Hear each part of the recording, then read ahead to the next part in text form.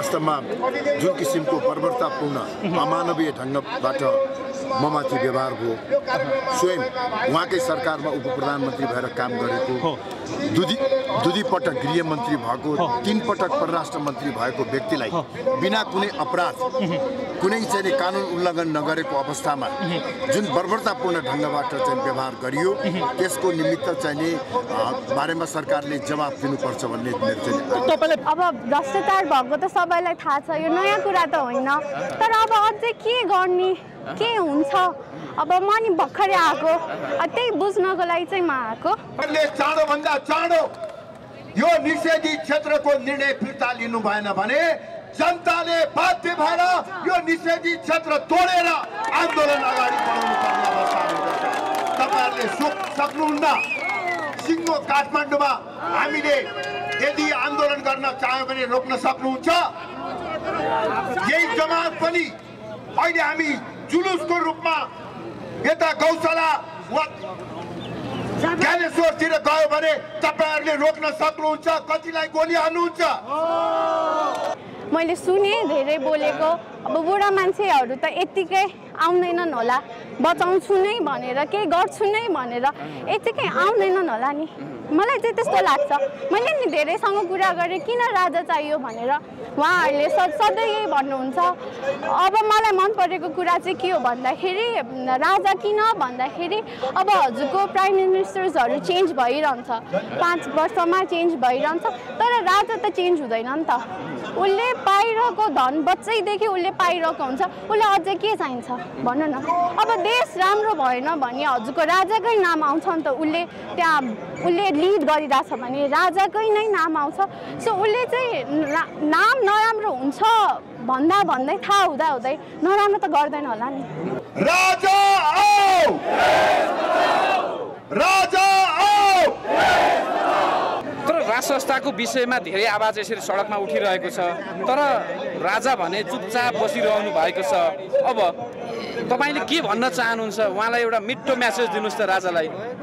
हजुरको राजाले मलाई सहयोग नगर नभनेसम्म कोही गएका थिएनन्, उहाँले नै म आउँछु सहयोग गर भनेर आएको होला हैन। अब राजालाई हामी जस्तो यहाँ रोडमा आएर त्यस्तो गर्न अलि राजा भन्न सौला त सौला। राजा भित्रै बसेर नेतृत्व गर्नु पर्यो, भित्रै होइन। अब उहाँले सहयोग मागेर त आएको हो नि, उहाँले म गर्दिनँ म आउँदिनँ भनेको भए त को नै आउँथ्यो र। अनि यो सरकार एकदमै निरङ्कुश ढङ्गबाट अगाडि बढिराखेको छ। वास्तवमा मलाई त आश्चर्य लागेको छ कि आफूलाई लोकतान्त्रिक पार्टी भन्ने नेपाली काङ्ग्रेसले कसरी हेरिराखेको छ। स्वयं नेपाली काङ्ग्रेसले पनि यसको जवाब दिनुपर्छ। हजुर आज कहाँ आउनुभएको? आज कहाँ आउनुभएको? म आज यहाँ अब मान्छेहरू सबै छन्, अनि यसो हामी पनि के होला के गर्न लाग्नु भएको छ भनेर म नि हेर्न आएको। के चाहनुहुन्छ तपाईँ? हजुर तपाईँ देशमा के चाहनुहुन्छ? अब चाहना नचाहनाको लागि त धेरै कुरा थाहा हुनुपर्ने हो, मलाई चाहिँ त्यस्तो केही थाहा छैन। अनि त्यही भएर मलाई नि जिज्ञासा भएर यति धेरै मान्छे किन आए त, किन उठिरहेछन् त भनेर जिज्ञासा भएर घर नजिकै भएर मात्रै आएको। ए घर नजिकै भएर तपाईँ हेर्न आउनुभएको? हेर्न होइन, जिज्ञासा परेर। बुझ्नलाई? हजुर बुझ्नलाई। तपाईको आँखा अगाडि हेर्नुहोस् त, राष्ट्रिय झन्डाहरू समातिएको छ, यति धेरै आवाजहरू बोलिएको छ।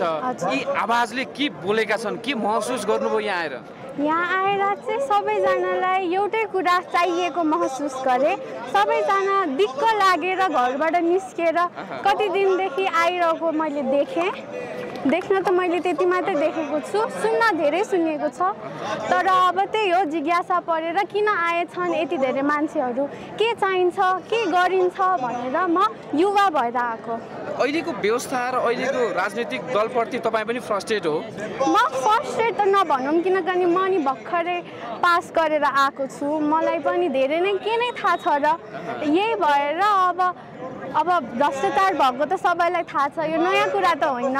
तर अब अझै के गर्ने, के हुन्छ, अब म नि भर्खरै आएको, त्यही बुझ्नको लागि चाहिँ म आएको। तपाईँ कतिमा पढ्दै हुनुहुन्छ? म भर्खरै 12 पास गरेँ। 12 पास। तपाईँको योजना के छ अब योजना हेरौँ देशले कहाँ जान्छ।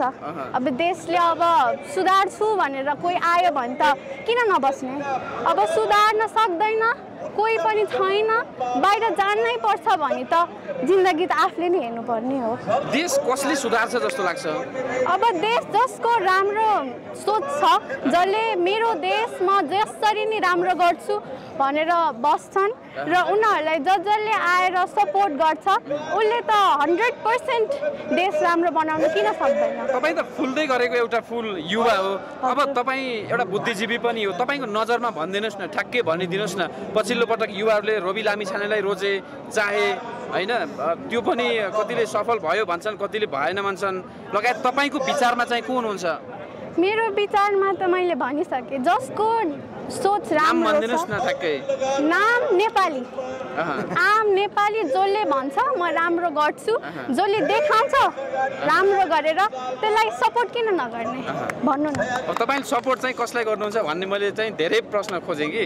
हजुर, त्यही त मैले जिज्ञासा गरेर आउँदैछु। अब राजाले आउँछ देश बचाउँछ भने राजा होला, अब कसैले होइन अरू नै आउँछन् भन्यो भने सुनौँला, प्रस्ताव सुनौँला, के काम गरेको छ त्यो नि हेरौँला।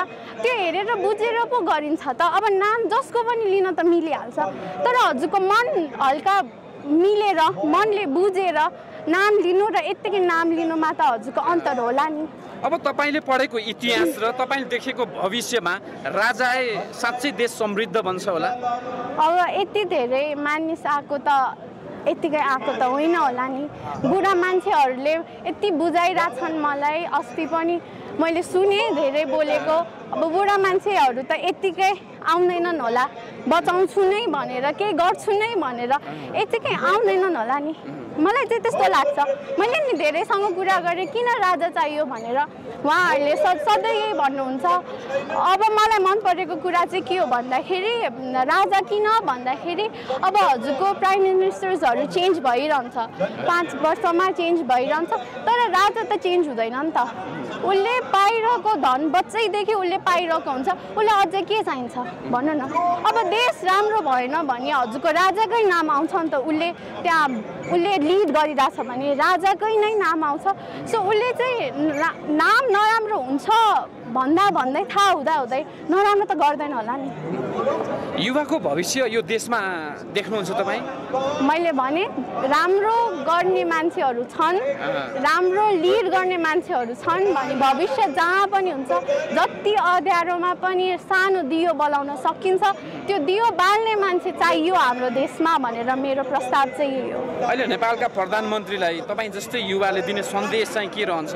म के भन्न सक्छु उहाँलाई भन्नु न। यति वर्ष भइसक्यो, धेरै आए, धेरै मान्छेले हतार गरे, तिनीहरूको कुरा नसुन्यो भने म जस्तो युवाको के कुरा सुन्नुहुन्छ भन्नु न। के सुन्नुहुन्छ होला? मैले जति कराए पनि, हजुर मैले कराएर चिच्याएर मैले मात्र त अहिले चिच्या होइन होला नि त। धेरै आए, धेरै चिच्याए, सुने कसको सुन्नेको छ? सुन्नु भएन है? सुन्नुको बास कानमा हाल्नु भएको छ। अब सरकारमा रहिरहेको देख्न चाहनुहुन्छ केपी शर्मा ओलीलाई कि फरक नेतृत्व आओस् भन्ने चाहना रहन्छ तपाईँको? हजुरलाई के लाग्छ होला मैले यति बोलेपछि? मैले तपाईँलाई सोध्दैछु, तपाईँले यहाँ बुझ्न आउनु भएको रहेछ, हिजोको दिनमा पनि भन्नुभयो अघि। अब उहाँले राम्रो गर्न सक्नुहुन्छ भने चाहिँ गरे हुन्छ, अब सक्नु हुँदैन भने त कसलाई चाहिन्छ होला नि? सक्दिन भन्ने पनि स्वतन्त्रता छ होइन लोकतन्त्रमा? हजुर, नसक्ने नगर्ने छुट्टै हुन्छ। उहाँको चाहनै भएन कि नसकेर होला? हजुरलाई के लाग्छ? हजुरको नि प्रस्ताव सुनौ। हजुरलाई के लाग्छ, गर्नै भएन कि गर्न सक्नु भएन? अनि मैले तपाईँलाई सोध्दैछु, तपाईँको एउटा युवाको विचार भनिदिनुहोस् न। अब मलाई त कसरी थाहा हुन्छ धेरै। अब उहाँले गर्नु सक्नु भएन होला कि गर्न इच्छा भएन होला उहाँको, तर गर्नु चाहिँ भएको छैन। अब उहाँको रिजनिङ उहाँले आफै भन्नुहुन्छ, घरि के भन्नुहुन्छ, के बताउने? तर राज संस्थाको विषयमा धेरै आवाज यसरी सडकमा उठिरहेको छ, तर राजा भने चुपचाप बसिरहनु भएको छ। अब तपाईले के भन्न चाहनुहुन्छ? उहाँलाई एउटा मिठो मेसेज दिनुस् त राजालाई। हजुरको राजाले मलाई सहयोग नगर नभनेसम्म कोही गएका थिएनन्। उहाँले नै म आउँछु सहयोग गर भनेर आएको होला हैन। अब राजालाई हामी जस्तो यहाँ रोडमा आएर त्यस्तो गर्न अलि राजा भन्न सौला त सौला राजा भित्रै बसेर नेतृत्व गर्नु पर्यो? भित्रै होइन, अब उहाँले सहयोग मागेर त आएको हो नि। उहाँले म गर्दिनँ म आउँदिनँ भनेको भए त को नै आउँथ्यो र? उहाँले म गर्छु म आउँछु भनेर भन्नुभएको होला, अनि पो यति धेरै मान्छे आउनुभयो होला। यत्तिकै त यस्तो मान्छेहरूले त नआउने मान्छेलाई त कसैले तान्दैन नि। झन् झन् सशक्त हुँदै गइरहेको छ। श्रीनिवास गुरुज्यूलाई म आग्रह गर्न चाहन्छु। जनताको व्यापक सहभागिताको कारणले गर्दा सरकार अत्तालिराखेको छ, हताश मानसिकतामा छ, जसको कारणले गर्दा नेपालको इतिहासमै पहिलो पटक सिङ्गो काठमाडौँ जिल्लालाई महानगरपालिकालाई निषेधित क्षेत्र घोषणा गरेको सरकारको निषेधका बावजुद आन्दोलन रोकिँदैन, सशक्त ढङ्गबाट अगाडि आवश्यकता अनुसार हामी परिवर्तन गर्छौँ। हाल विद्यमान र भ्रष्ट शासन देशलाई मुक्त नतुल्याउँदासम्म हिन्दू राष्ट्र र राज संस्था पुनर्स्थापना नहुन्जेलसम्म यो आन्दोलन निरन्तर रूपमा जारी रहनेछ। जननी जन्मभूमि भन्ने अपमानजनक शब्दहरू बोल्यो। उनीहरूले हामीहरूलाई चिड्याए, उनीहरूले हामीलाई न्यु खोजे। यो माओवादीको प्रचण्ड नाइकेले 13 वर्षसम्म जङ्गलमा 52 वर्षसम्म त यी राजा देशबाट नगएका भने यो 2-4 जना 1-2 थान वाइसेलका किरोहरूले वाइसेल नामक किरोहरूले भन्दैमा राजाहरू यो देशबाट जाँदैनन्। हामीहरू यिनीहरूलाई परास्त पार्नको लागि हामीहरू युद्ध लड्छौँ। साथीहरू, म धेरै कुरा बोल्न चाहन्न। फुटबलमा 11 जनाको टिम हुन्छ, 1-2 जना फुटबलबाट जाँदैमा त्यो गेम हारिँदैन। हामी लड्छौँ, तपाईँहरू हतोत्साही नहुनु होला। हामी अन्तिम युद्ध लडेर काठमाडौँबाट जाने हो, यो गणतन्त्रलाई आवेगमा चलाएर जाने हो। म धेरै बोल्ने विचारमा छैन। हाम्रो अग्र नेताहरू बोल्ने लाइनमा हुनुहुन्छ। मेरा 2 शब्द यही विषय। जय देश, जय नरेश, जय राष्ट्रवाद। चाँडोभन्दा चाँडो यो निषेधित क्षेत्रको निर्णय फिर्ता लिनु भएन भने जनताले बाध्य भएर यो निषेधित क्षेत्र तोडेर आन्दोलन अगाडि बढाउनु पर्ने अवस्था हुँदछ। तपाईँहरूले सक्नुहुन्न। सिङ्गो काठमाडौँमा हामीले यदि आन्दोलन गर्न चाह्यो भने रोक्न सक्नुहुन्छ। यही जमात पनि अहिले हामी जुलुसको रूपमा यता गौशाला ज्ञानेश्वरतिर गयो भने तपाईँहरूले रोक्न सक्नुहुन्छ। कतिलाई गोली हाल्नुहुन्छ? हामी शान्तिपूर्ण ढङ्गबाट आन्दोलन गर्ने भएको हुँदा सहेर बसेका छौँ। चाँडोभन्दा चाँडो निषेधित क्षेत्रको निर्णय फिर्ता लिनुहोस्। हामीलाई शान्तिपूर्ण ढङ्गबाट आन्दोलन गर्ने ठाउँ चाँडोभन्दा चाँडो सुनिश्चित गर्नुहोस् भन्ने म आग्रह गर्न चाहन्छु। र अब जाँदा जाँदै तपाईहरु सबैलाई केही नाराहरूमा साथ दिनको निमित्त आग्रह गर्न चाहन्छु। सबै पछाडी बसिरहनु भएका साथीहरू, पर डिलमा बसिरहनु भएका साथीहरू सबैलाई यो आन्दोलनमा सहभागी सबैलाई नारामा साथ दिन आग्रह गर्न चाहन्छु। राजा आओ! राजा आओ! राजा आओ! एकपटक फेरि पर बसेकाले आफ्नो स्थानमा उभिएर ठुलो स्वरले यो नारामा साथ दिनको निमित्त म आग्रह गर्न चाहन्छु। साथीहरू, नारामा सबले साथ दिनुहोस्। पर बस्नुभएका साथीहरू पनि कृपया आफ्नो स्थानमा उठेर तपाईहरुले यो नारामा साथ दिनुहोस् भन्ने आग्रह गर्न चाहन्छु सबैले। राजा आओ, भ्रष्ट सरकार, भ्रष्ट सरकार।